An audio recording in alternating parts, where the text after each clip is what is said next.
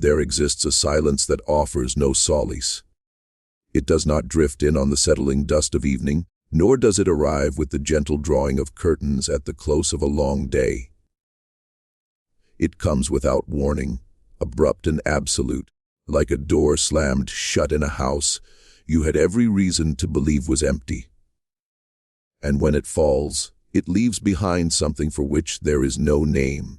That is the precise nature of the silence that enveloped Harrow Hall on the night of October the 14th, in the year 1837. By the time morning broke, 43 souls had simply ceased to be there. Not a single body was ever committed to the earth. Not a mark of violence, not a sign of struggle, was ever uncovered. No explanation was ever deemed fit to be entered into the official ledger, and the men who had been compensated to unearth the truth abandoned their questions with a haste that no one could quite explain. What remained was a plantation house, its candles still faintly warm, a supper table laid with care for 9, and a silence so pervasive, so deliberate, that the first man to walk those grounds the following morning confessed to a neighbor that he had never, in all his years, felt such a fear of a place as he felt standing there at Harrow Hall. He could not articulate why. That inability to name his dread was what troubled him most, and it should trouble you too. Before we venture further into the story of Harrow Hall, know this: if the events of that October night in the Carolina backcountry are unknown to you, you are about to understand why this tale was buried for nearly 4 decades, and why those who sought to disinter it were quietly, systematically, and with great care, dissuaded from their purpose. Subscribe to the channel so you never miss a story such as this one. And in the comments below, tell us where you are listening from tonight. Now, let us return to 1837. To grasp what transpired at Harrow Hall, one must first comprehend what Harrow Hall was. Not merely a property, not simply a name inscribed on a deed, but a world entire unto itself. A living, breathing dominion, governed by its own laws, its own rhythms, its own unspoken rules. Rules that every soul who drew breath within its bounds understood without ever being told. The plantation was situated in the Carolina backcountry, roughly 18 miles east of a trading post known as Barracks Crossing. It is a place that no longer appears on any modern map, though it was once marked on surveying charts from the 1820s as a loose scattering of buildings along a creek that fed eventually into the PD River. The land itself was flat and heavy, the sort of terrain that seemed to drink the light rather than give it back. The tree line pressed in close from every side, and the sky above the cleared fields always felt somehow smaller than it ought to be. In autumn, the cotton that had consumed those acres through the long, punishing summer had already been picked, ginned, and baled. What remained were the skeletal stalks, row upon brittle row, brown and stark, catching the October wind and producing a sound that one visitor once described as something caught between a whisper and a rattling of bones. Harrow Hall itself, the main house, was a 2-story timber frame structure built in the early 1810s by a man named Cornelius Tanner. He had come south from Virginia, carrying money enough to purchase 500 acres and the ambition to make them permanent.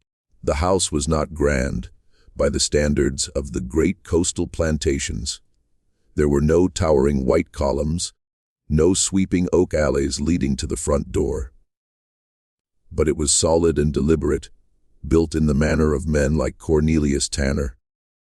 Every beam was squared, every board fitted tight. The kitchen stood as a separate structure, as did the smokehouse and the cotton gin house. There was a well near the yard, a barn large enough for 12 animals, and behind the main house, set back perhaps 200 yards, the rows of slave cabins that housed the men, women, and children who made every inch of Harrow Hall possible. By 1837, Cornelius Tanner had been dead for 6 years. The plantation had passed to his only surviving son, Elias Tanner, a man of 34 at the time of our story. He was recently married to a woman named Eleanor Vance, the daughter of a merchant family from Colombia, and he was deeply, almost frantically, concerned with preserving the appearance of prosperity that his father had worked so diligently to establish. Elias Tanner was not a cruel man in the way that cruelty announces itself. He was not given to rages, nor known as one who took pleasure in the exercise of power for its own sake. He was, in the words of a neighboring landowner who would later give testimony regarding the events of October 1837, a man who did what the situation required of him and called it order. That distinction between deliberate malice and the quiet, institutional violence of simply maintaining a system is one that historians have wrestled with ever since. But the people who lived in those cabins behind the main house did not have the luxury of such distinctions. For them, the shape of Elias Tanner's character mattered far less than the shape of the world he controlled. Eleanor Tanner was a more complex figure than her husband.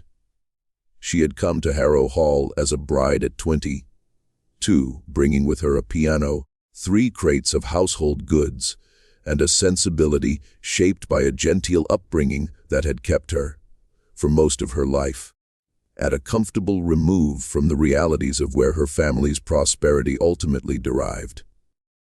She was not ignorant. By the standards of her time and place, she was well read. There were letters among her papers, discovered decades later, that hinted at a private moral reckoning, one that she never allowed to surface in any visible way. What she chose to do with that reckoning, or what she chose not to do, would in time become one of the more troubling questions surrounding the events of that October night. The third member of the Tanner household, at least among those who lived within the main house, was Garrett, Elias's younger brother. He occupied the 2 rooms at the back of the 2nd floor and had arrived at Harrow Hall in the spring of 1836 under circumstances that were never entirely explained to anyone's satisfaction. Garrett Tanner was 28 in 1837. He had spent several years in Charleston, doing what precisely no one was willing to say plainly, though the word debts appeared in more than one account of his history. He had come to Harrow Hall, it seemed, not out of brotherly affection, but out of necessity. He and Elias maintained a relationship of civil distance. They ate at the same table. They did not, as far as anyone could determine, trust each other. And then there was Ward Driscoll. If any single figure in this story requires careful introduction, it is Ward Driscoll. He arrived at Harrow Hall in March of 1837, 7 months before the October night that would make the plantation a subject of whispered speculation across 2 counties. He was hired as overseer, following the abrupt departure of his predecessor, a man named Clifton Haywood, whose own leaving had been sudden enough to generate its own quiet rumors.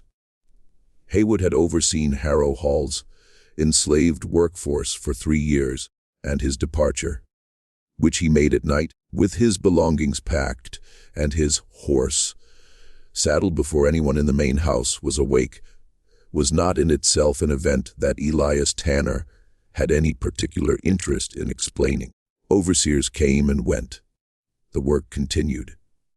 But Haywood's departure was not simply a professional resignation. The men and women in the cabins behind the main house knew things about why Clifton Haywood had left in the dark that Elias Tanner did not. And the arrival of Ward Driscoll, the man who replaced him, changed the atmosphere of Harrow Hall in ways that were difficult to quantify, but impossible to ignore. Driscoll was a tall man, lean in the way of someone who had spent years in physical labor, with a pale and weathered face that seemed to have settled into a permanent expression of assessment, as if he were always measuring the distance between where he stood and where he needed to be. He came with a single letter of recommendation from a plantation near the North Carolina border, signed by a landowner named Gideon Falk, who described Driscoll as a man of decisive character and firm principles, well suited to the management of a large property. What Falk did not mention, what was only discovered later, through the kind of patient archival work that takes decades and requires someone stubborn enough to keep looking, was that Driscoll had left Falk's employment under circumstances that bore a striking resemblance to the way Clifton Haywood had left Harrow Hall at night without notice, with a silence behind him that no one wanted to disturb. By the summer of 1837, the world of Harrow Hall had settled into a new rhythm under Driscoll's oversight. A rhythm that everyone inside those gates could feel, but that no official document, no letter, no record of any kind would ever fully capture. And underneath that rhythm, in the spaces between the visible and the documented, something was being planned. Something patient. Something careful. Something that had been years, perhaps longer, in the making. History has a tendency to record the names of the people in the main house. It is less reliable about the names of the people who built it, maintained it, fed it, and made everything inside it possible. But those names existed. They appear in fragments, in estate inventories, in church records, in the accounts of abolitionists who traveled through the South collecting testimony in the years that followed, and piecing them together is one of the only honest ways to tell this story. Reuben was 41 years old in the autumn of 1837. He had been at Harrow Hall since the age of 7, brought there by Cornelius Tanner from a property in Virginia. And he had spent those 34 years accumulating the kind of knowledge that comes only from long, close observation of a place and its people. He knew the land. He knew which section of the low field flooded in a wet spring.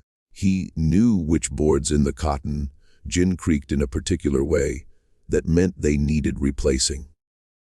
He knew the names of every animal in the barn and could tell from the sound of a mule's step whether it was favoring a leg. He was, in the estimation of virtually everyone who had any dealings with Harrow Hall during those years, indispensable, and he had spent a significant portion of his life understanding exactly what that meant and exactly what it did not. Reuben was tall, spare, and deliberate in his movements, with a face that had learned through long practice to express only what he chose to express. He spoke little around the people in the main house, around his own people, in the cabins, in the quiet moments after the work was done, and before it began again. He was different. He was the kind of man that others turned toward without being quite sure why, the way a compass needle turns. Not because he was loud, not because he demanded attention, but because he was steady in a way that made other people feel steadier. His wife, Delia, was 36. She worked in the main house, in the kitchen primarily, but also in whatever capacity Eleanor Tanner required her presence. This meant that Delia moved through the main house with a freedom of physical access that was unusual, and that, as we will see, mattered enormously in the weeks leading up to October the 14th. Delia was sharp in the way of someone who had been forced by circumstance to understand people quickly and completely. Because understanding people was, for her, a matter of survival. She read rooms the way a sailor reads weather, with attention to small signals that others might dismiss.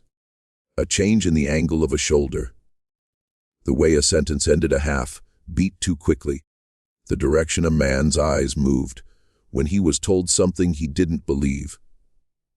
She had been reading Ward Driscoll since the week he arrived, and what she read had frightened her in a way that the previous overseer, for all his faults, had not. It was not what Driscoll did that frightened her. It was the quality of attention he paid to things that other men in his position never bothered to notice. He watched. He remembered. He cataloged. He had, within his first 2 months at Harrow Hall, learned more about the internal life of the cabins. The relationships, the small economies of trust and favor that existed among the enslaved community, than Clifton Haywood had learned in 3 years. And he had done it without appearing to try. That was the thing that made Delia's stomach turn cold when she thought about it at night. Driscoll was not careless. He was the opposite of careless. And a man like that, in the position he occupied, with the authority he held, was a different and more dangerous thing than a man who was simply brutal. The third figure at the center of this story was August. He was 19 years old. The youngest of the 3 in terms of the role he played in what happened, but not in terms of understanding. August had been born at Harrow Hall, the son of a man named Henry, who had died when August was 12, and a woman named Nora, who had been sold away to a property in Georgia when August was 15. He had, in the 2 years since his mother's sale, become something quieter and harder than he had been before.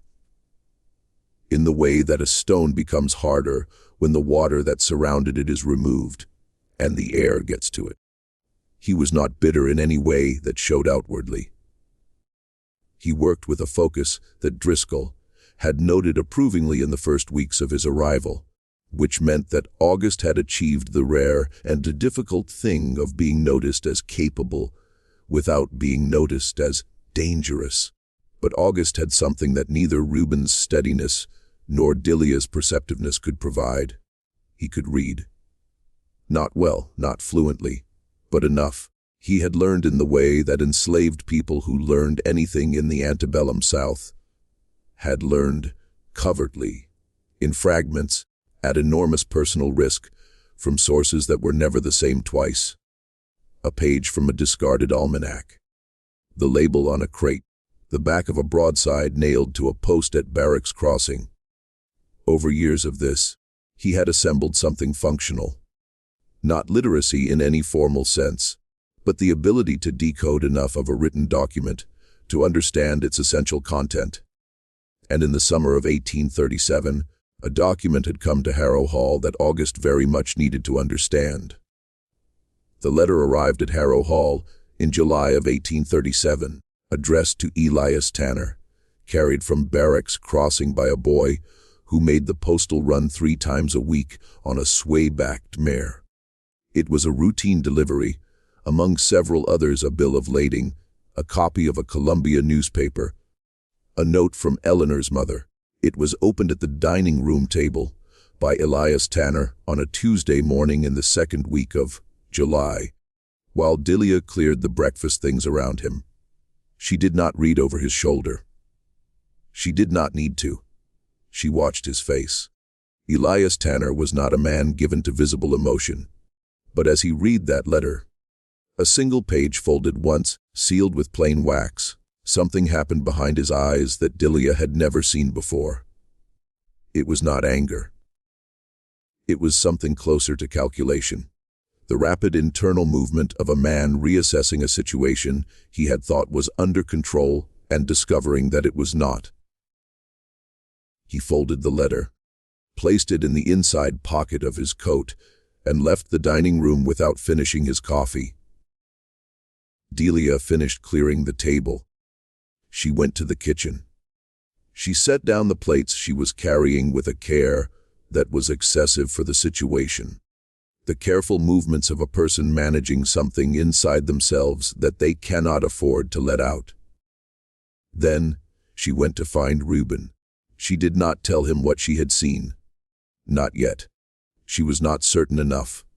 But she filed it in the precise, orderly archive that she maintained behind the composed surface of her daily life, and she waited.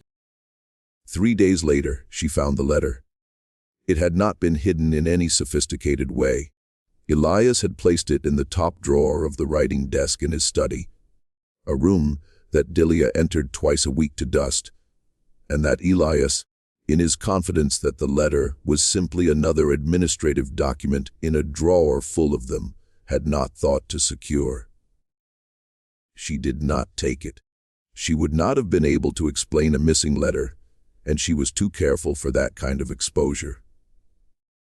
Instead, she memorized what she could of its first paragraph, which was enough, and closed the drawer, and left the room, and waited for the right moment to find August. The letter was from a land agent in Colombia named Pearly Oates. Its content, as best as August was later able to reconstruct from what Delia had memorized of the key passage, was this: Elias Tanner had, at some point in the preceding years, taken on a substantial debt secured against Harrow Hall's enslaved population. The debt was overdue. The agent was writing to inform Tanner that if the balance was not satisfied before the end of the calendar year, the creditor, a man whose name appeared in the letter, but that Delia had not been able to commit to memory, would move to enforce the security, which meant in plain language a forced sale. Not of the land, not of the house, or the cotton gin, or the barn, or the livestock. Of the people, all of them, or enough of them to satisfy what was owed, which by the agent's estimation might mean as many as 30 individuals. In a community of 40, 30 was not a partial dissolution. It was an end. August sat with this information for a long time before he brought it to Reuben. He sat with it the way you sit with something that has changed the shape of your world and that you cannot unknow. Then, on a Sunday evening in late July, when the light came low and orange across the stubble fields, and the air smelled of that particular mixture of dust and cooling earth that August had known all his life, he went to find the older man. Reuben listened without interrupting. He sat on the step of his cabin, his hands clasped between his knees, his face doing that thing it did, that absolute, deliberate stillness, and he listened until August had said everything there was to say. Then he was quiet for a long time. Then he said, in a voice too low to carry, "How long do we have?" August told him until the end of December, at the latest. Reuben nodded. He looked out across the fields at the failing light, at the familiar landscape of a place where he had spent 34 years of his life. He looked at it with the specific quality of attention of a man who is considering the possibility that he is seeing something for the last time and deciding very quietly what to do about it. "Then we have until October," he said. "Maybe November, not longer." August did not ask him why those months specifically. He understood. October was when the cotton was in, when the year's work was finished, when the ground was dry, and the nights were long enough to matter. He understood because he had spent his entire life paying attention to exactly these things. What he did not yet understand was that Reuben had been thinking about this possibility. Not this specific letter, not this specific creditor, but the fundamental instability of their situation and what it might eventually require, for much longer than July of 1837. Much, much longer. There were things that Reuben carried in him that he had never spoken aloud to another living soul. Things that had to do not with Harrow Hall alone, but with the wider world, the geography of it, the routes through it, the names of people in places he had never been but knew existed. To explain how Reuben had come to know what he knew, you have to go back several years. You have to go back to a summer evening in 1833, when a man named Tobias, a free black carpenter from a town called Lancaster, some 50 miles to the north, came to do repair work on the roof of the Harrow Hall barn and stayed for 3 days. Tobias was not just a carpenter. That is to say, carpentry was what he did for money, and he was good at it. But it was not the only work he performed on those 3 days at Harrow Hall. On the evening of his second day, While Elias Tanner was away at Barracks Crossing conducting business, Tobias and Reuben sat together in the barn until very late. And what passed between them was something that Reuben had held inside him ever since, with the care of a man who understands that certain kinds of knowledge are both precious and perilous. Tobias told Reuben about routes. Specific routes with specific landmarks. A creek crossing here, a particular ridgeline there, the location of a safe house attached to a Quaker family 17 miles north, and a second contact point beyond that. He told Reuben about timing, why autumn was better than spring, why new moon nights were preferable to full ones, why a Sunday departure, when the distance between the moment of disappearance and the moment of formal discovery was longest, was worth planning for. He told Reuben all of this in the specific, practical language of a man who had helped others travel this route before and who expected to help others again. Reuben had listened to every word. He had asked questions. Careful, specific questions.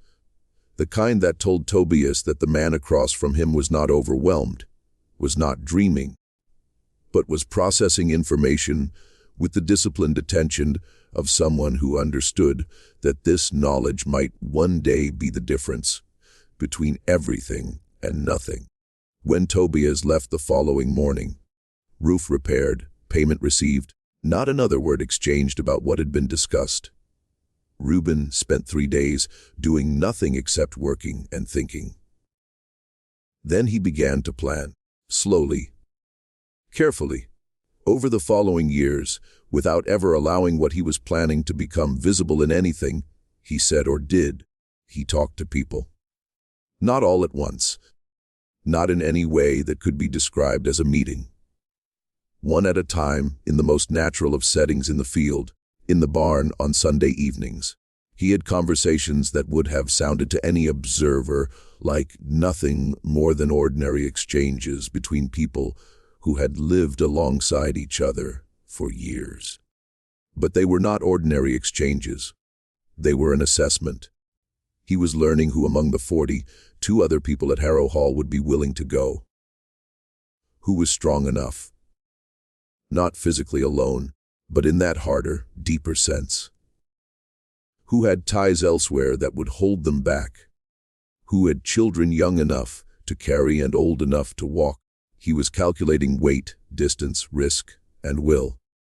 By July of 1837, when August brought him Delia's news about the letter from Pearly Oats, Reuben had been at this work for 4 years. He had not told even Delia the full extent of it. Not because he didn't trust her, but because in a world where discovery could come from any direction at any time, knowing less was sometimes the safest form of protection. But now the timetable had changed. What had been a long, careful preparation with an unspecified future destination had become something with a deadline. And the first thing that changed about the plan, once Reuben allowed himself to acknowledge the urgency, was that he had to start telling people things he had not told them yet. That process of expanding the circle, of bringing more people into the knowledge of what was being planned, began in August of 1837 and continued with extraordinary care through September and into the first week of October. It was, by any measure, one of the most disciplined acts of collective planning that the Carolina backcountry had ever produced. And because it was done by people who had been rendered legally invisible by the society around them, almost no record of it was ever made. Almost no record, but not quite none. In the second week of September 1837, Elias Tanner gave permission for the Harrow Hall enslaved community to attend a Methodist camp, meeting at a site called Peavy Grove, approximately 4 miles from the plantation. This was not unusual. Camp meetings, those great outdoor religious gatherings that swept through the South periodically, drawing both white and black attendees in numbers that could reach the hundreds, had become a fixture of backcountry life by the 1830s. and many plantation owners, Elias Tanner among them, permitted their enslaved workers to attend them. The reasons were various and not always philanthropic. Some believed the Methodist emphasis on discipline and order served their interests. Others simply knew that the social release of a camp meeting reduced, temporarily, the pressure that otherwise built in a captive community with nowhere to go. What plantation owners who permitted camp meeting and attendance rarely anticipated was the extent to which those gatherings served a different purpose for the people who attended them. A purpose that had nothing to do with Methodist theology and everything to do with the opportunity to be, for a few days, among a large crowd of people from many different properties, with a freedom of movement and conversation that ordinary plantation life never allowed. The Harrow Hall contingent, 28 people in total, the remainder being too young, too old, or too recently acquired to make the journey, arrived at Peavy Grove on a Thursday afternoon and departed on Sunday morning. During those 3 days, in the spaces between the preaching and the singing and the communal meals, conversations took place that Elias Tanner never knew about, and that no circuit rider ever documented. Reuben spoke to a man named Cyrus, who had come from a plantation near Society Hill, and who had traveled further along the route that Tobias had described than Reuben had ever been. Cyrus confirmed certain details, the creek crossing, the ridgeline, and updated others, because routes changed over years. People moved. Houses that had been safe became unsafe. New contacts appeared where old ones had gone. Delia spoke to a woman named Harriet, whom she had not seen in 3 years, and whose presence at the camp meeting was for Delia both a relief and a confirmation. Harriet had information about the land north of Lancaster that she had gathered over the course of 2 previous journeys that had not succeeded. 2 previous attempts to leave, both of which had been interrupted before they got more than a dozen miles from their starting point. She shared what she had learned from those failures with the specific generosity of someone who understands that her hard-won knowledge might allow someone else to succeed where she had not. Delia listened with tears seminary in Virginia, her eyes that she allowed herself to shed, because a religious revival was one of the few places where tears did not require explanation. And August, quiet, watchful August, who had spent the 3 days of the camp meeting moving through the crowd with the unobtrusive attention of someone doing nothing more than looking for familiar faces, made contact with a white man. His name, as far as August was ever willing to confirm, was Edmund. He was associated with the Quaker network that Tobias had described to Reuben 4 years earlier, and his presence at a Methodist camp meeting was not incidental. He was there specifically to make contact with exactly the kind of person that August turned out to be. Someone planning to move. Someone who needed to know that there were others along the route who were expecting them. Edmund and August spoke for 11 minutes, standing near the food tables in the open air of the campgrounds, their conversation indistinguishable to any observer from the dozens of other casual exchanges happening around them. By the time those 11 minutes were done, August knew 3 things he had not known before: a specific departure window, a first landmark, and a phrase, 3 words in English, that would identify him and the people with him to the first contact point north of Harrow Hall. When the Harrow Hall contingent returned on Sunday morning, they were outwardly identical to when they had left. They took up their tools and their tasks and their careful, practiced expressions of routine compliance. But something had shifted in the air between them, something that anyone paying very close attention might have detected in the way that a slight but real change in atmospheric pressure can be felt before the weather turns. Ward Driscoll, it turned out, paid very close attention. He noticed it first in the evenings. Something altered in the quality of the silence from the cabins. Not louder, not more agitated, but different. The way a held breath is different from relaxed breathing, even when neither makes a sound. He could not have articulated it precisely, which was, in fact, the thing that made him most suspicious. He was a man who trusted his instincts, and his instincts were telling him that something had changed. After the camp meeting, in the first week of October, Driscoll began conducting what he called, in his own mental accounting, a closer observation. He adjusted his evening rounds. He varied the timing of them, sometimes before supper, sometimes after dark, sometimes in the early morning hours. Never at the same time twice in the same week, so that no pattern could be anticipated. He watched who spoke to whom, and when, and for how long. He noted who seemed tired in the mornings, suggesting late nights. He paid particular attention to Reuben, whose quality of stillness he had always found slightly unreadable in a way that bothered him, and to August, whom he had earlier assessed as a valuable worker, and now began to reassess through a different lens. He did not report his suspicions to Elias Tanner, not yet. Partly this was professional. A good overseer did not bring a plantation owner problems, without also bringing solutions, and Driscoll did not yet have anything concrete enough to constitute a problem in the owner's terms. Partly it was something else, something harder to name. A kind of private satisfaction in the detection itself, in the feeling of being the only one in the main house who understood the shape of what was happening. He wanted to let it develop a little further before he closed it down. That decision, to wait, to watch, to allow things to continue for a few more days before intervening, was the decision that would define everything that followed. Whether Driscoll ever understood that is unknown. He was not the kind of man to leave records of his private reasoning. What he left instead was an absence his name in the Harrow Hall accounts through October the 13th, and then nothing, not a single verifiable document with his name on it after the night of the 14th. But we are getting ahead of ourselves.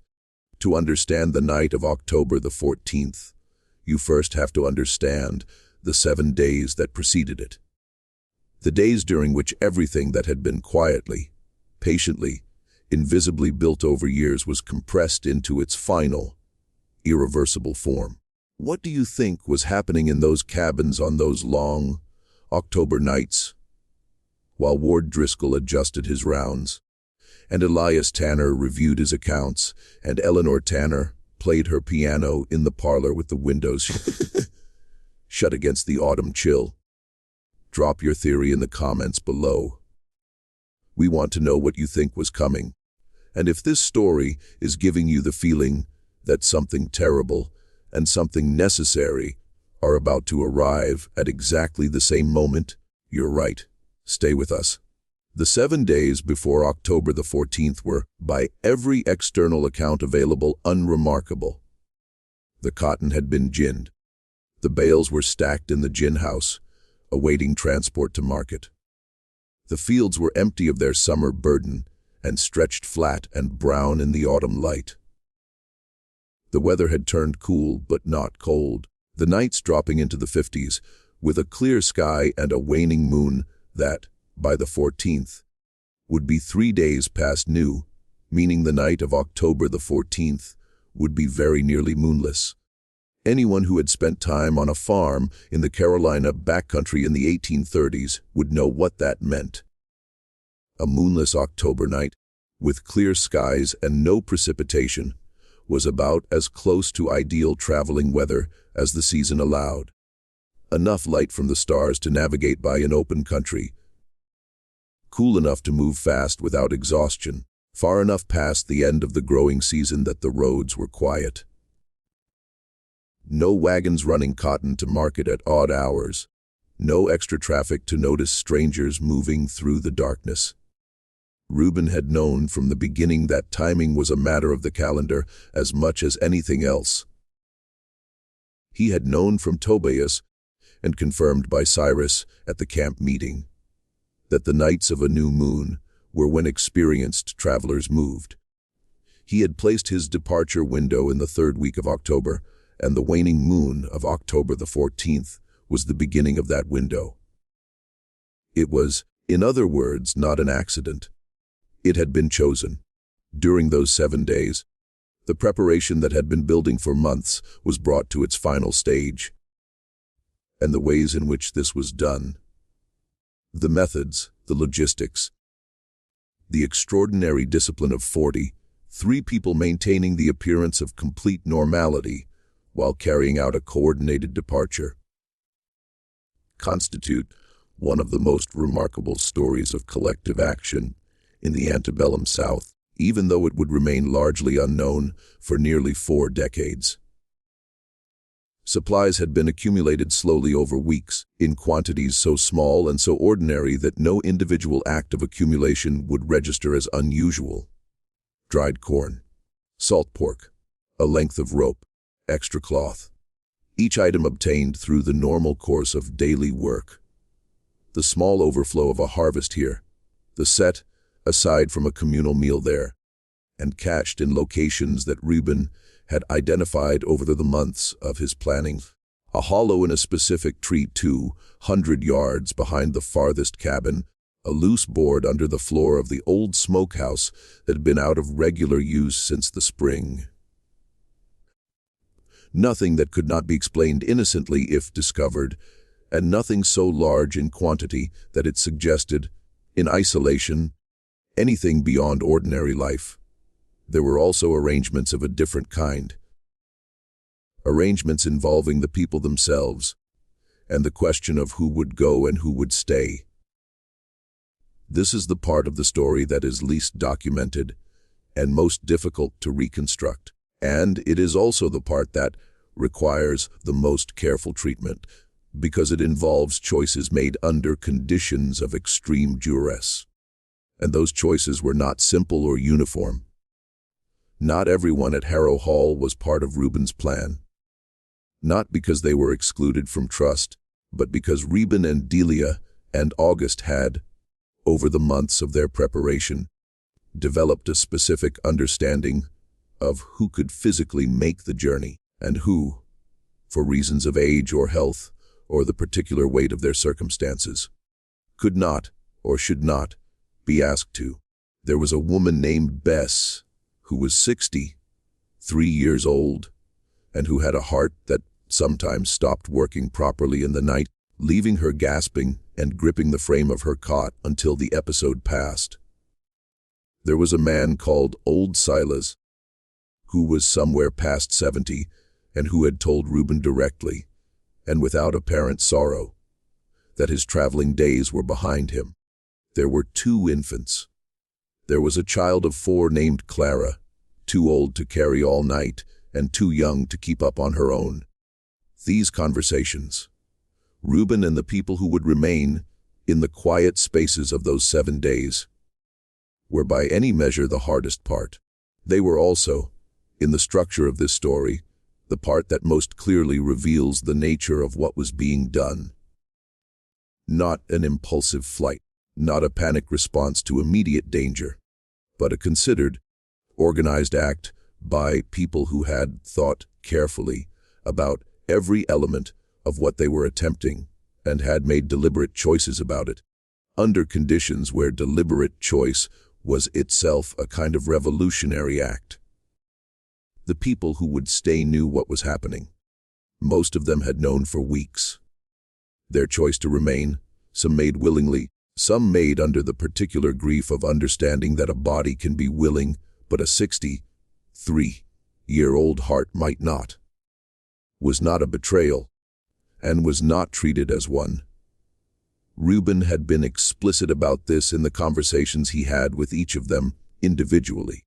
The people who remained would know nothing, would be able to say, truthfully, that nothing unusual had happened. would be able to face the interrogation that was certain to come.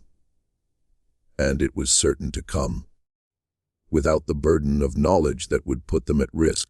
This, too, was a form of planning, a form of care exercised under the most improbable of circumstances. By the evening of October the 13th, the 43 people of Harrow Hall had, without a single visible rupture of their daily routines, sorted themselves into two groups, those who would go and those who would remain. The supplies were in place. The route was memorized, not written, never written, carried entirely in the minds of the people who would need it. The departure signal had been agreed upon. The contact phrase August had received from Edmund at the camp meeting had been passed to 3 other people, so that if August was separated from the group in the first miles, the knowledge would not be lost. And Ward Driscoll, who had been watching very carefully for almost 3 weeks, had not found anything, which was itself a signal. The supper table at Harrow Hall was set for 9 on the evening of October the 14th, 1837. This detail, the set table, would become one of the most discussed elements of what Hiram Cook discovered when he arrived the following morning. It implied normalcy. It implied that the people who lived in that house had sat down to a prepared meal, then gotten up and left. Or that the meal had been prepared, and the people who prepared it had never sat down. The distinction mattered, and it was never resolved. What is established is this: Delia prepared the evening meal in the kitchen house, as she did every evening. The table in the dining room was laid, plates, cutlery, glasses, a covered dish of food still warm when Cook arrived the next day, and Delia did not serve it. At some point, between the preparation of that meal and the hour when Elias Tanner would have expected to sit down to it, Delia walked out of the kitchen house, crossed the yard, and did not come back. That walk across the yard, a distance of perhaps 40 feet, a journey she had made hundreds of times, was the moment when everything Reuben had planned for 4 years became irreversible. The question of exactly what happened in the main house that evening, what Elias and Eleanor and Garrett knew or suspected or did, is one that the subsequent investigation never adequately answered. In part because the people who could have answered it were either not talking or not believable, and in part because the official record of that investigation was, as we will see, subject to pressures that had nothing to do with the pursuit of truth. What we know is that by the time the October darkness had fully settled over the Harrow Hall property, somewhere between 8 and 9 in the evening, by the most reliable of the later accounts, there was no sound coming from the cabins. Not the ordinary sounds of an evening, not voices, not movement, not the sounds of children. Nothing. Just the wind off the fields and the dry rattle of the cotton stalks and the silence. And the silence was total. To understand how 43 people leave a plantation in a single night without being detected until morning, you have to abandon the assumption that disappearance requires concealment. It does not, necessarily. Sometimes the most effective form of disappearance is not hiding, but movement. Moving at the right speed, in the right direction, at the right time, with enough of a head start that detection, when it comes, arrives too late to matter. The departure was not a single moment. It was a sequence, orchestrated with the kind of operational precision that you would not expect from people who had never run a military campaign. Until you remember that the entire lives of those people had been a kind of continuous campaign, a daily navigation of threat and constraint that required exactly the kind of tactical thinking that an escape of this complexity demanded. The first to leave were the people with children. They went in the period after supper was finished and before the evening rounds, moving through the tree line at the back of the property and heading northeast along the creek that Reuben had walked 100 times in the ordinary course of farm work.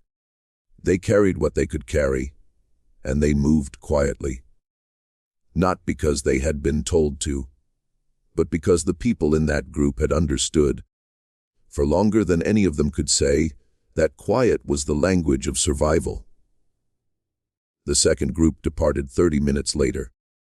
They went in a different direction, due north, through the Sims property that adjoined Harrow Hall to the northwest, along a route that Reuben had identified because the Sims property ran unfenced on its northern boundary for a stretch of nearly 2 miles, which meant that crossing it left no gate, no fence line, no obstacle that required time. They would rejoin the first group at the creek crossing that Cyrus had confirmed at the camp meeting.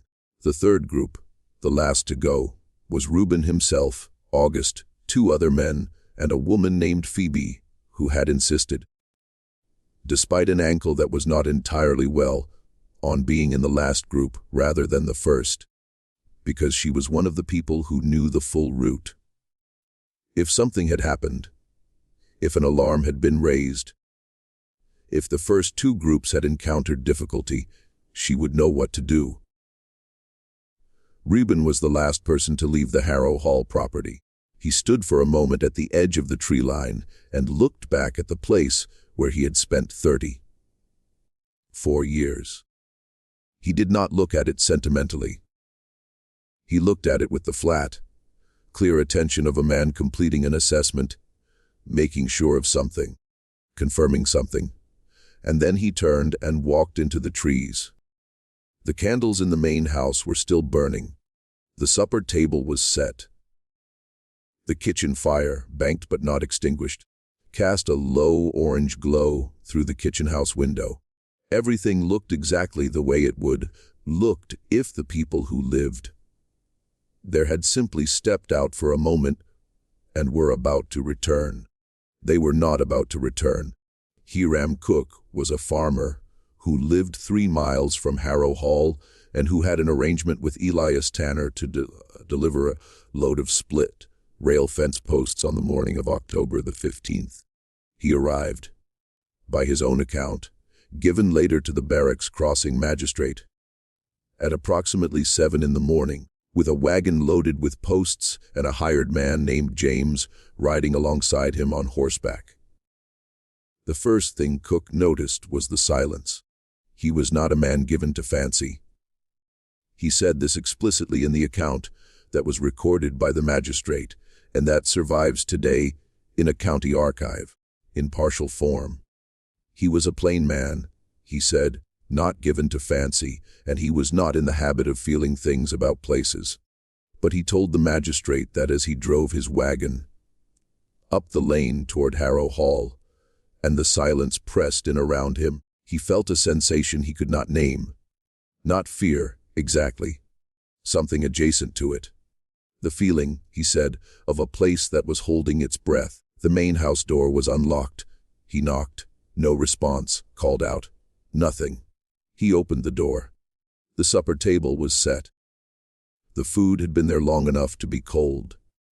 The candles in the parlor had burned down to their stubs and gone out, leaving pools of hardened wax on the candlesticks.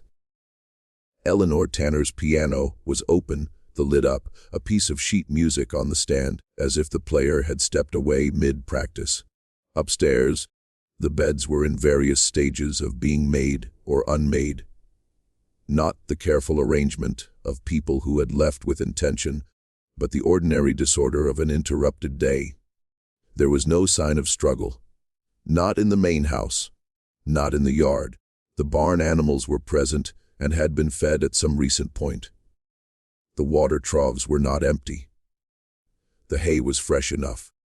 The cotton gin was locked with its normal padlock. The smokehouse was secured, and the cabins were empty. Not abandoned in the way of a hasty departure. Nothing was overturned.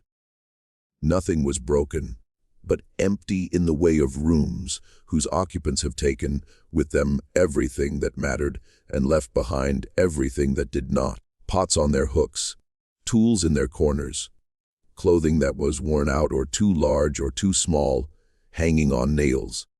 The particular accumulation of objects that cannot make a journey and have been left deliberately, not accidentally. Cook walked the length of the cabin row twice before he spoke. Then he turned to James, who had followed him in silence, and said something that James remembered verbatim 40 years later, when an interviewer finally found him in his 80s, living in a town in Ohio. What Cook said was, "They're gone. All of them." And then, after a pause, "God Almighty." And then they went to find the sheriff. The sheriff of the county in which Harrow Hall was located was a man named Porter Baines. He was 51 years old, had served in his position for 11 years, and was, by the accounts of those who worked with him, a competent and unsentimental man who approached his duties with the particular efficiency of someone who has seen enough of human behavior to stop being surprised by most of it. He arrived at Harrow Hall with 2 deputies at approximately 11 in the morning on October the 15th.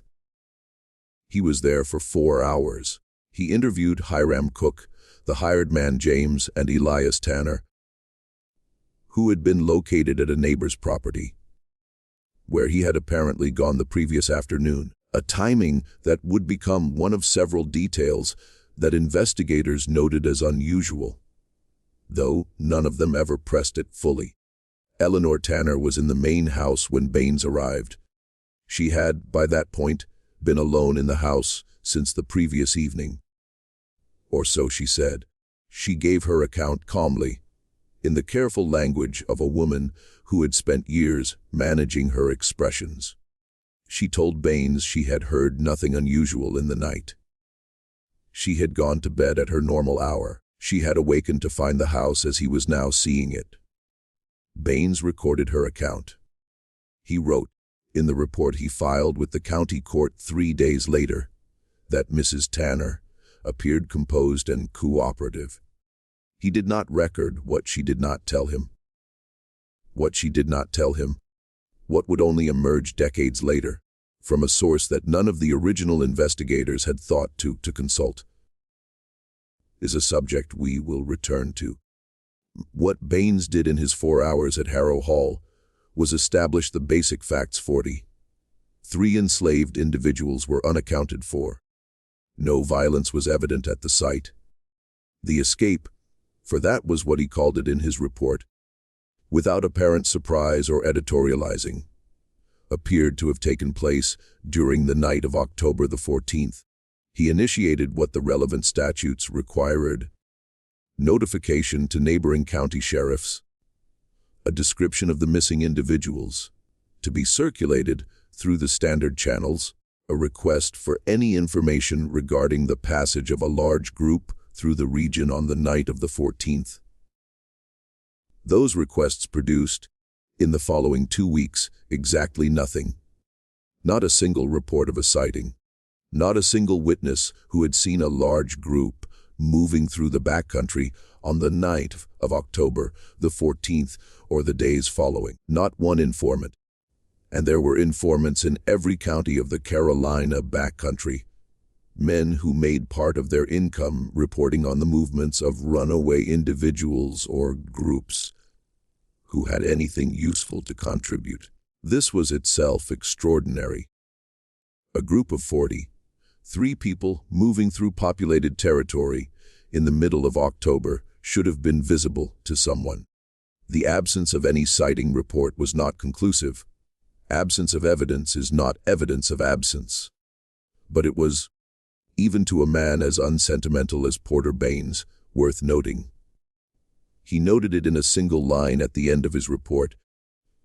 No reliable information has been received regarding the current location of the said individuals. And then, as far as the official record was concerned, the inquiry ended. Just when we thought the investigation was leading somewhere, just when it seemed like someone in authority was going to ask the questions that needed asking. The silence closed in again. Not the silence of a plantation at night. The silence of men with authority choosing not to look too hard. If this story is already making your skin crawl, share it with someone who loves unsolved history and hit that like button so more people can hear what actually happened here. Because the real story, the story of why nobody found anything and what someone was hiding and what Elias Tanner knew, is only just beginning. The official record of the Harrow Hall investigation, such as it was, runs to approximately 12 pages. Baines's initial report, 3 pages of witness statements, a document recording the formal notification of neighboring jurisdictions, and a brief summary filed 6 weeks later, noting that the investigation had produced no actionable results and was being placed in abeyance pending new information. That final document, the one placing the inquiry in abeyance, was filed on November the 29th, 1837, and signed by Porter Baines and countersigned by the county judge, a man named Harlan Voss. It is the last official document in the Harrow Hall file for that year. It is also, on careful inspection, a deeply unusual document. The first unusual thing about it is the speed. 6 weeks from the disappearance of 43 people to the formal suspension of an investigation was, by the standards of the era, remarkably fast, particularly for an event of this scale. The disappearance of 4 or 5 individuals from a single plantation was not uncommon in the Carolina backcountry, and those investigations routinely continued for months. The disappearance of 43 was unprecedented in living memory, and the formal closure of inquiry after 6 weeks was a departure from normal procedure so significant that at least one legal scholar, examining the file in the 1890s, described it as an administrative anomaly without obvious explanation. The second unusual thing is a gap in the file. Between the initial witness statements and Baines's November summary, there should be, based on the normal structure of such investigations, a series of intermediate documents. Follow-up reports from neighboring counties, records of any individuals detained and interviewed in connection with the case, notes from any additional witness interviews. These documents are not in the file. They are not referenced in the November summary as having been received and found unhelpful. They simply are not there. The file goes from the initial October documents directly to the November closure, with nothing in between. This could, of course, have a number of mundane explanations. Documents are lost, misfiled, damaged, destroyed by accident. Archives in the antebellum South were not maintained with the rigor of a modern records management system. The absence of intermediate documents does not, by itself, prove anything. But it is the third unusual thing about the file that is hardest to explain away. In the November summary, Baines wrote the following sentence, which does not appear to relate to anything else in the document, and which has no obvious reference in the preceding text. The matter having been reviewed with appropriate parties, and the circumstances being of a kind that do not benefit from extended public inquiry, it is the judgment of this office that the foregoing case be closed. The circumstances being of a kind that do not benefit from extended public inquiry. That sentence is not standard legal language. It is not a formula that appears in any other document in the county records from that period. It is a sentence written by a specific man to say a specific thing that someone, somewhere, had made a determination about what it was and was not desirable to pursue in the matter of Harrow Hall. Who those appropriate parties were, Porter Baines never identified. He died in 1851, leaving no memoir, no private papers, no correspondence that anyone has found that addresses the Harrow Hall matter. The county judge, Harlan Voss, died in 1858. His papers were inherited by his son, who destroyed most of them following a fire that damaged his home in 1862, a fire that the local newspaper described as accidental and that no one had any particular reason at the time to question. The trail, in other words, went cold in the way that trails go cold, when the people who might have followed them chose not to. There is a detail in the Harrow Hall story that the official record acknowledges, and then almost immediately drops. And it is the detail that, once noticed, is the hardest to stop thinking about. When Porter Baines arrived on the morning of October the 15th, Elias Tanner was not at Harrow Hall. He was at the neighboring property of a man named Abner Prewitt, a farmer who owned a modest piece of land about 1.5 miles to the south. Tanner had gone to Prewitt's property on the afternoon of October the 14th, hours before the departure of his entire enslaved workforce, and had stayed overnight, arriving back at Harrow Hall on the morning of the 15th, just before noon, roughly an hour after Baines had begun his investigation. The official explanation for this absence, as recorded in Baines's report, was that Tanner had gone to discuss a fence boundary dispute that had been ongoing between the two properties. Prewitt corroborated this in his own statement. Tanner had come in the afternoon. They had discussed the fence question over supper, and Tanner had stayed the night because the hour was late. This was plausible. Fence disputes were a constant feature of backcountry life. Overnight stays between neighboring landowners were not unusual. Baines apparently accepted it without pressing further. But there are several things about this account that, when placed alongside the other elements of the story, create a discomfort that the official record does not address. The first is the timing. Elias Tanner left Harrow Hall on the afternoon of October the 14th, the day of the departure, hours before it occurred. He was not present when his workforce walked out. Whether this was coincidence or design, his absence ensured that he was not in a position to respond in real time to whatever signal might have reached him from the property. The second is Abner Prewitt himself. In the years following October 1837, Prewitt continued to operate his farm without any apparent disruption to his circumstances. He was not wealthy, not politically connected, not a figure of any particular prominence in the county. He appeared, in short, to be exactly what the official record described him as, a neighbor. But his name appears in one other context that the official record does not mention. In 1834, Abner Prewitt had briefly employed as a hired hand for the spring planting season a man named Tobias, a free black carpenter from Lancaster, the same Tobias who had come to repair the Harrow Hall barn roof in the summer of 1833 and had spent 3 days there in conversation with Reuben. Whether this connection means anything, whether Prewitt's relationship with Tobias had any bearing on the events of October the 14th, is something that cannot be established from the surviving record. It might be coincidence. In a world this small, in a county this sparsely populated, connections between individuals were often unremarkable. People knew each other. People hired the same workers across seasons and properties. But in a story that has already produced this many coincidences, another one presses against the edges of comfort. And then there is the matter of Eleanor Tanner. Eleanor Tanner was alone in the main house on the night of October the 14th, 1837.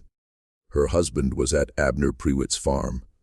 Her brother-in-law, Garrett, was, by her account, and by the account recorded in Baines's report, at Barracks Crossing, where he had gone 2 days earlier and had not yet returned. This meant that, on the night when 43 people walked out of Harrow Hall, the only person in the main house was Eleanor. She had prepared the supper table. She had set out the food. She had, at some point in the evening, closed the piano lid, but not entirely, leaving the sheet music in place, the lid resting at an angle against the stand. She had gone to bed, and she had heard nothing. This is what she told Porter Baines, and this is what the official record contains.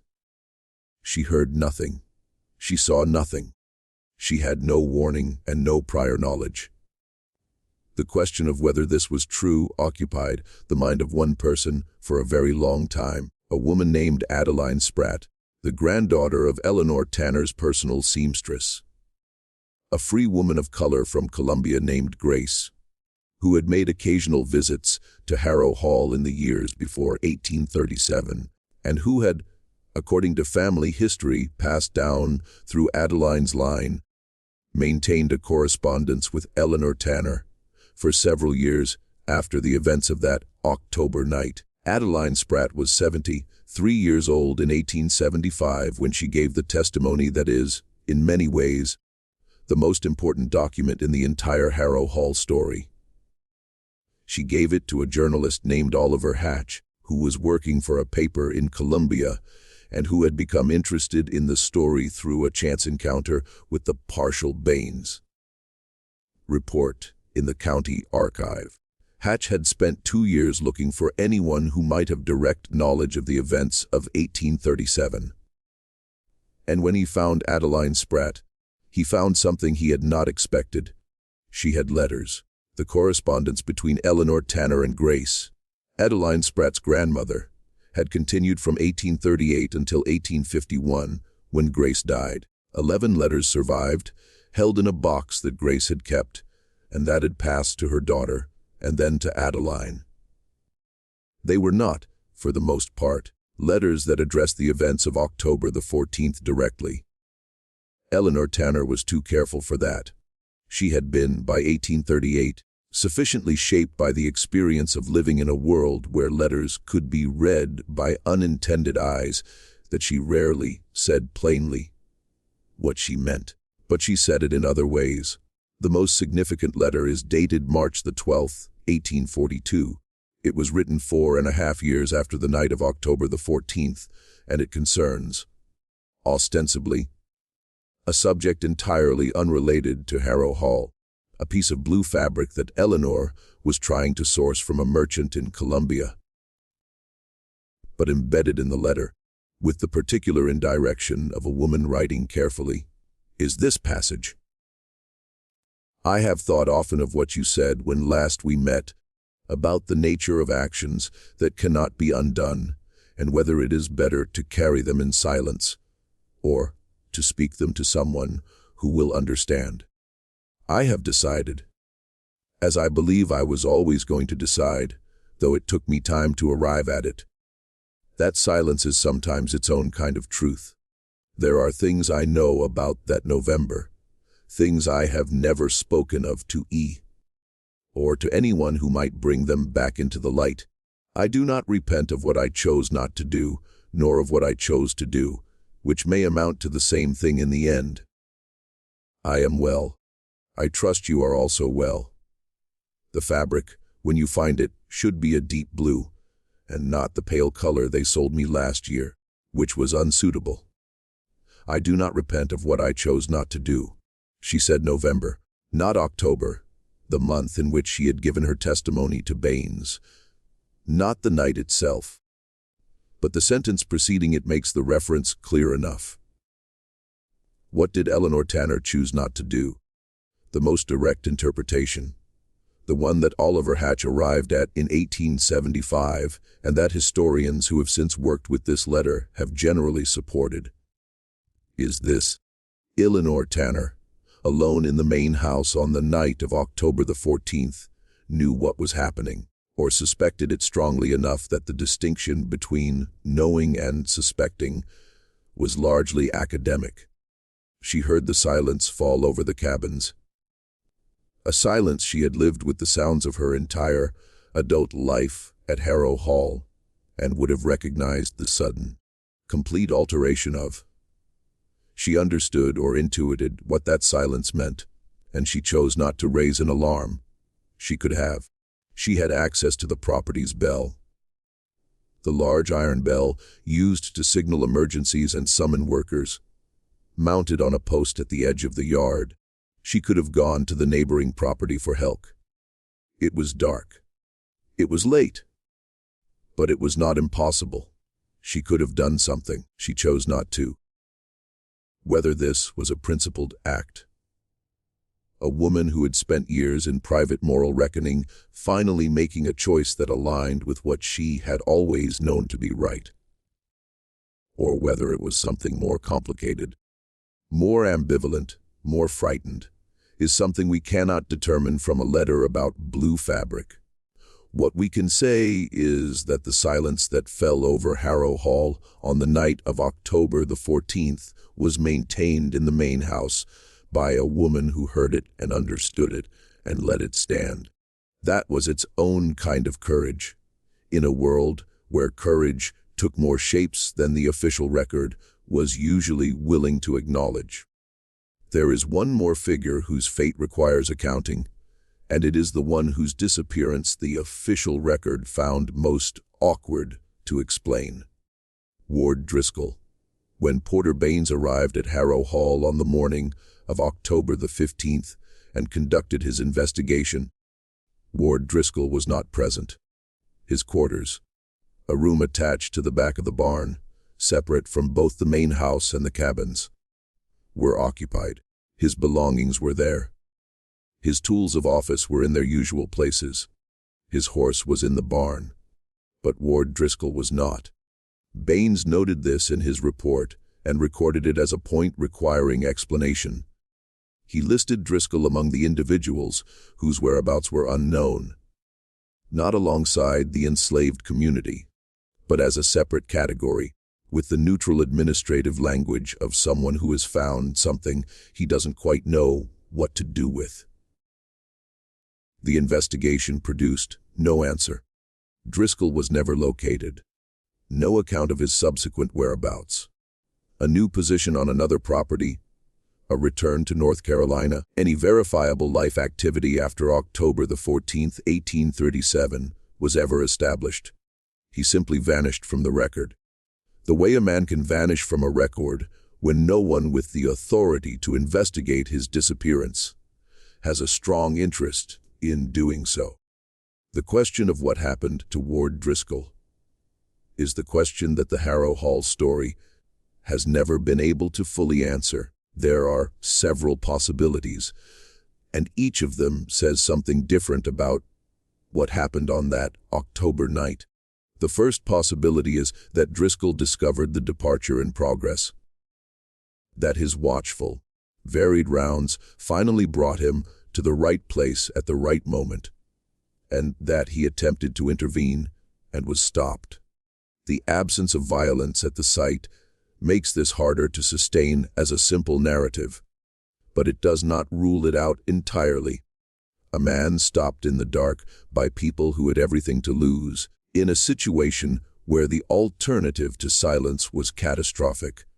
The details of such an encounter would not necessarily leave visible evidence in the cabins or the yard. The second possibility is that Driscoll discovered the departure and, for reasons that were entirely his own, chose not to intervene. A man who had himself left two previous positions under cover of night, whose own history was marked by sudden, unexplained departures, might have looked at what was happening around him on the night of October the 14th and made a private calculation that had nothing to do with loyalty to Elias Tanner. Perhaps he saw an opportunity. Perhaps he recognized in what he was witnessing something that his experience in similar situations told him could not be stopped, and chose to remove himself from the equation rather than be associated with a failure of this scale. Men in his profession were paid to prevent exactly this. A failure of this magnitude, in a world where reputation was everything, might have made his professional life effectively over. The third possibility is the one that no official document ever explored, but that, once raised, cannot be put back down, that Ward Driscoll was not caught off guard at all, that he knew in advance what was being planned, that his weeks of careful observation had not failed to detect the preparation, but that what he had detected, and what he had sat with, in the quiet of his barn room, had moved something in him that his letter of recommendation from Gideon Falk and his career in the enforcement of the system he served would not have predicted. That Driscoll, the man hired to watch the people at Harrow Hall, had watched them and had chosen in the end to look the other way. We cannot know. We have only the absence, a horse in a barn, belongings on a shelf, a man who was there and then was not. And that absence, like so many things about Harrow Hall, refuses to resolve itself into certainty. What happened to the 43 people who walked out of Harrow Hall on the night of October the 14th, 1837? The full answer to this question would take years to assemble, and the assembly of it was the life's work of Oliver Hatch, the Columbia journalist who found Adeline Spratt in 1875, and who spent the last 2 decades of his life following threads through archives, personal testimonies, church records, and the fragmented documentary trail that the Underground Railroad and its participants left deliberately scattered in the years before and during the Civil War. What Hatch established by the time of his death in 1892 was this: 27 of the 43 individuals who left Harrow Hall in October 1837 reached free territory.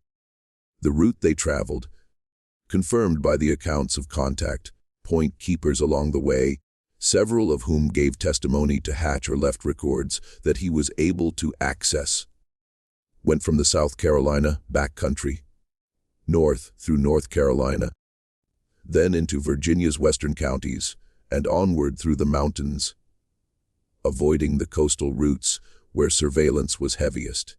The journey took 11 days, by the best of Hatch's estimates. 11 days on foot, with children carrying what could be carried, moving at night, and resting in the concealed spaces of a network of people who were risking everything to provide them. Of the 27 who arrived in free territory, Hatch was able to establish the subsequent lives of 17. Some settled in Pennsylvania, several went further north. 2 eventually crossed into Canada. One woman, Hatch identified her only by her first name, Phoebe, was by 1875 living in Ohio and was the matriarch of a family of 11, the grandmother of children who had never known the word plantation, except as history. She was, Hatch wrote, a woman of such self-possession and directness that an hour in her company entirely altered my sense of what the people of Harrow Hall had accomplished. He never found Reuben.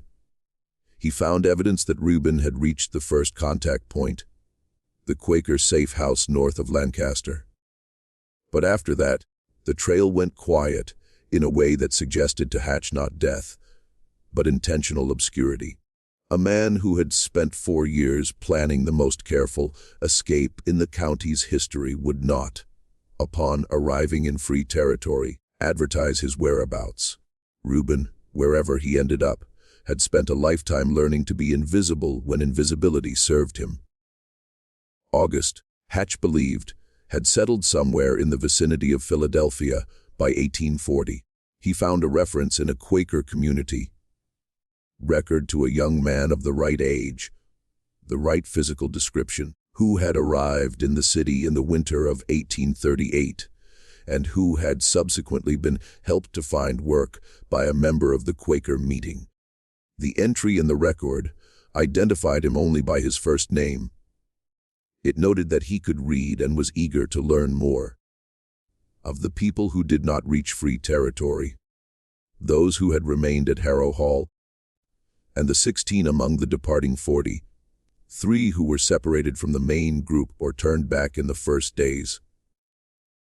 The records are harder, and the stories are less kind. Those who remained were interrogated, not gently, in the weeks following October the 14th. The official record does not preserve the content of those interrogations in any detail.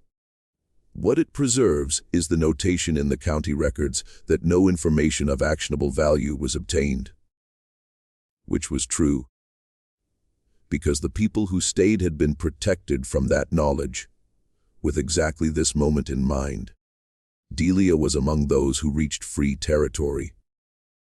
This is known because of a single document, a letter, written in a hand that scholars who later examined it described as unpracticed but precise, dated January the 4th, 1838, addressed to a woman in Colombia whose identity is not established. The letter is short. It says, among other things, that the writer has arrived safely at a place she declines to name, that she is well, that she is grateful for what cannot be named, and that she hopes the person reading the letter knows that what was done with full knowledge and full will. The letter is signed with a single initial D. Oliver Hatch believed it was Delia. The handwriting, unpracticed, as if the writer had only recently learned, was consistent with someone who had been taught to write in her adult years under conditions of great constraint. The date, 3 months after October the 14th, fit the timeline. And the phrasing, what was done with full knowledge and full will, had the specific quality of someone who understood that she was writing for a record. Even if the record was only a single page in a single letter that might never be found. Full knowledge and full will. Those 5 words are as close as we get, in the documentary record of Harrow Hall, to a direct statement of what happened on October the 14th, 1837.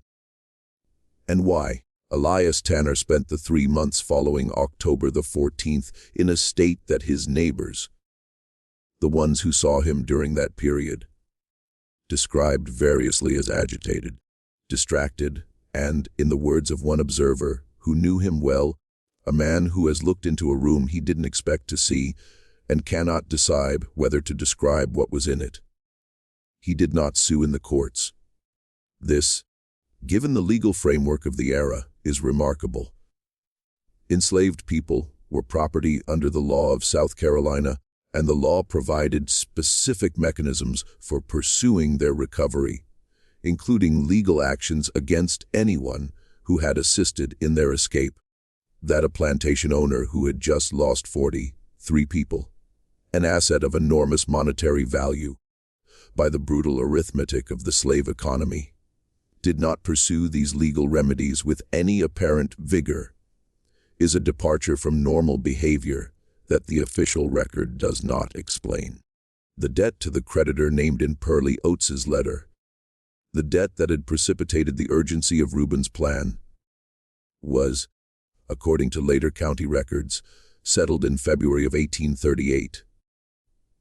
The settlement was made at a substantial discount to the original amount, suggesting that the creditor, understanding that the security for the debt no longer existed, accepted what he could get rather than nothing. Elias Tanner remained at Harrow Hall for another 4 years, operating the property with hired labor, before selling it in 1841 to a man from Georgia who had no connection to the previous history of the place.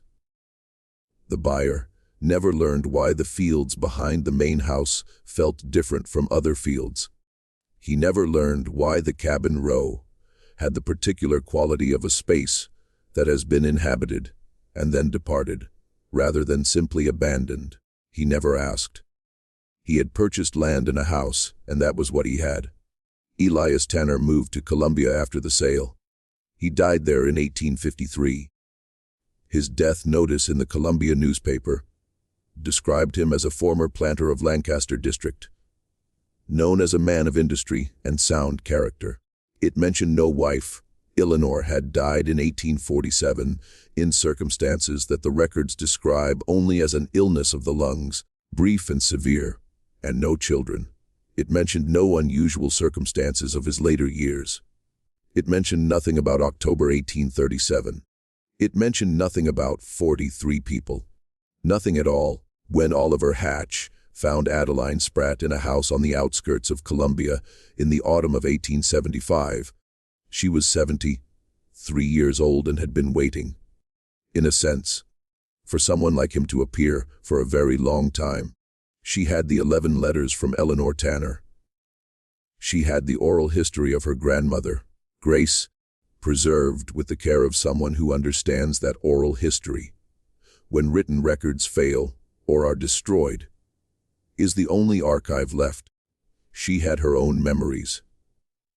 She had been a child during the years of her grandmother's correspondence with Eleanor, and she had heard things in the way that children, who are considered too young to understand, nevertheless hear and retain. She had carried all of this for 38 years, through the war and its aftermath, through Reconstruction and its failures, through every change that had swept through the South in the decades since that October night. And she had never spoken of it publicly, because there had never been anyone to speak to who would understand. Hatch spent 3 days with her. He took extensive notes. He was, by his own account in the introduction to the manuscript, he eventually produced a manuscript that was not published in his lifetime, and that survived in a single copy in a private archive in Pennsylvania. Shaken by the experience in a way that his years of journalism had not prepared him for. "I had gone looking for a mystery," he wrote. "I found instead a record of human determination, so thorough and so carefully made that I was ashamed to have called it mysterious." The mystery had always been in the absence of the record, not in the events themselves. The events were comprehensible enough. It was the silence that had been imposed on them for 38 years that required explanation. And that explanation, when it came, was the most ordinary and most terrible of things. The silence had been maintained because the truth was inconvenient for the people with the power to decide what was documented and what was not. He spent the next 17 years trying to complete the record. He found more contact point keepers. He found church records in Pennsylvania and Ohio. He found the Quaker meeting document that referenced August. He found, in an archive in Greensboro, North Carolina, a single line in an old account book belonging to a man named Calvin Hester. A man who, the surrounding entries suggested, had some connection to the network of assistance that ran through the Carolina and Virginia backcountry in the 1830s. That reedy, October 17, 1837, party of 27 arrived. All well. Movement continued north, 27 souls. 3 days after leaving Harrow Hall, still together, still moving. The manuscript Hatch produced runs to several hundred pages. It was never published. After his death, it passed through several hands before ending up in a private archive in Philadelphia, where it remained largely unexamined until a historian working on a broader study of antebellum escape networks in the 1920s encountered it and produced a brief account of its contents. That account was published in a small academic journal and generated little attention at the time. The Harrow Hall story did not enter the broader historical record in any substantial way until the mid-20th century, when the growing field of African American history began the systematic work of recovering exactly the kind of story that had been deliberately and methodically suppressed. By then, the people it was about had been gone for 100 years. There is a way in which the conventional telling of escape stories, the way they have most often been told, when they have been told at all, emphasizes the danger, the pursuit, the narrow escapes, the dramatic reversals of fortune. These elements are real, and they matter. But they can, if they become the only frame, obscure something else about what happened at Harrow Hall, the extraordinary degree to which what occurred. There was not a dramatic breaking free, but a deliberate, organized, collectively willed act of the plainest kind. Reuben did not escape. He planned. He spent 4 years in patient, methodical preparation, carrying knowledge he had received from a carpenter in 1833 and transforming it, slowly, into a structure capable of supporting 40, 3 people through 11 days of travel to a destination none of them had ever seen, but all of them believed in. Delia did not flee. She observed. She read the letter in the study drawer, and she understood it. And she waited for the right moment to share what she knew. And she managed her own fear with such discipline that the man whose household she worked in, and the overseer whose rounds she had memorized, and the institutional machinery of an entire system of social control, none of them detected it. August did not run. He listened. He learned to read in the stolen fragments of a world he was 12 years old.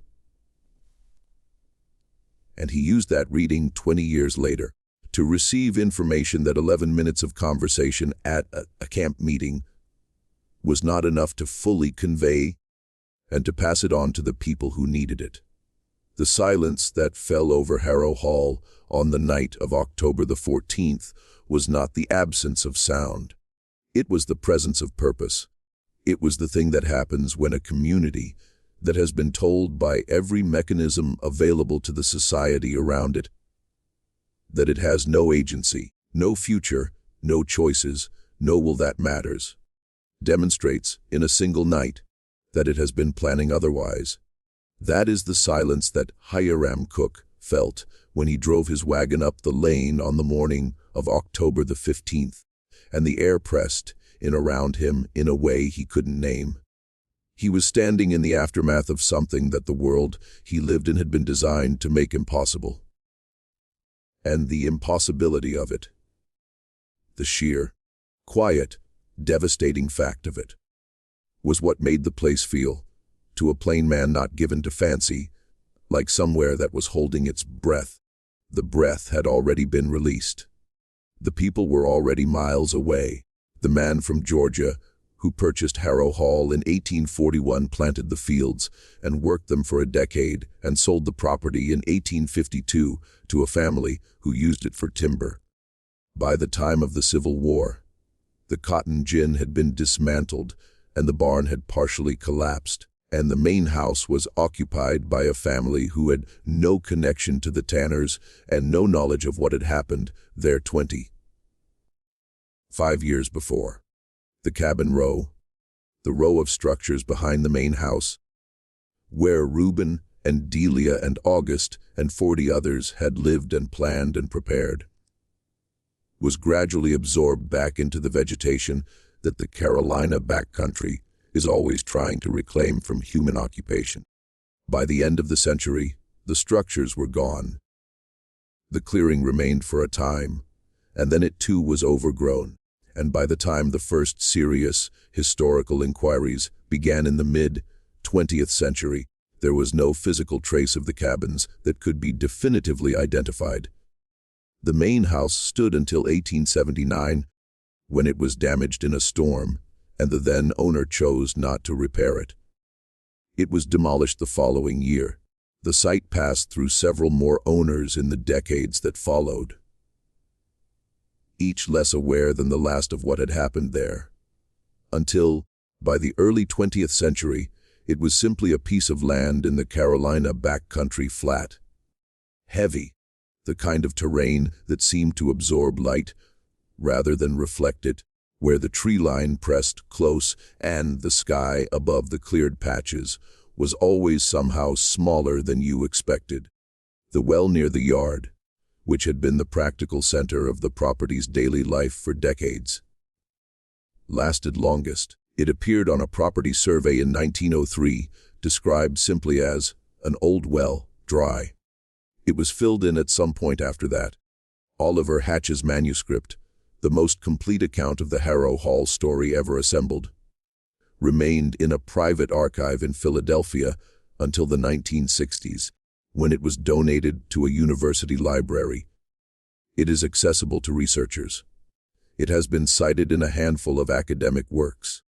It has never been the subject of a popular history, a newspaper feature, or a commemorative marker. The people it documents never received formal recognition from any institution. There is no plaque at Barracks Crossing, which is now, in any case, a place that exists only on old surveying charts. that commemorates the night of October the 14th, 1837. There is no marker on the land that was once Harrow Hall. There is no official record that acknowledges what was planed there, what was risked there, what was accomplished there. The silence was very thorough.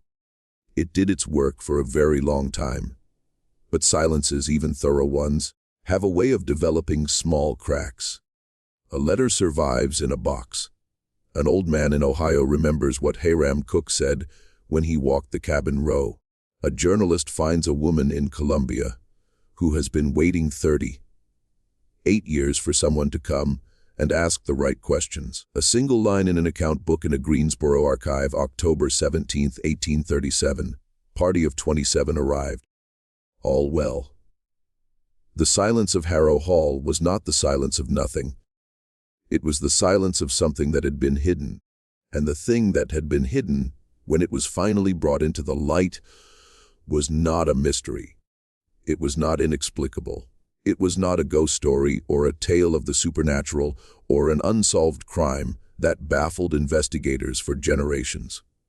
It was, instead, what 43 people decided to do with one October night, when the moon was dark and the air was cool and every year of preparation came, finally, precisely, to its moment.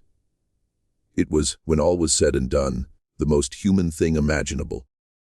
The hardest part of the story, and perhaps the most important part, is this: the night itself was only the end of something, not the beginning.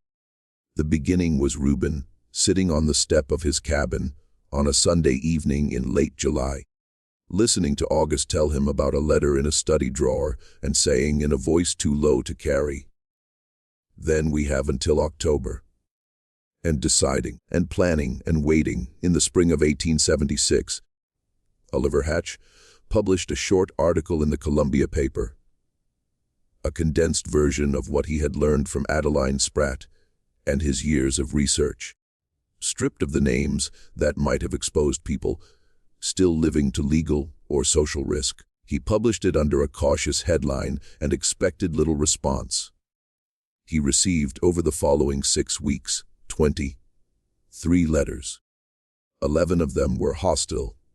Men who told him, in language ranging from the formally disapproving to the explicitly threatening, that he had no business disturbing the settled history of the region, that his account was inaccurate, that he should concern himself with more appropriate subjects. 2 of the hostile letters were unsigned. 12 of them were something else. They were from people who had heard, over the years, fragments of the story, a grandmother's recollection, a line in an old letter, a thing a neighbor once said and then didn't say again. They were from people who had always known, in the specific way that communities know things they have decided collectively not to speak aloud, that something had happened in the back country in October of 1837 that the official record did not contain. One letter, unsigned, written in a careful and unpracticed hand, contained only a single sentence. They made it, most of them. I know this because I am one of the ones who helped them along the way, and I have kept that knowledge in me for 39 years, and I am glad at last that someone has asked. Oliver Hatch never identified the author of that letter. He said, in his private papers, that he had a strong suspicion. A suspicion so strong that he was certain it was not a suspicion at all, but that confirming it publicly would serve no purpose, that justified the risk to the person who had written it. He kept the letter in the manuscript. It is still there. The manuscript is still in the university library. The letter is still unattributed.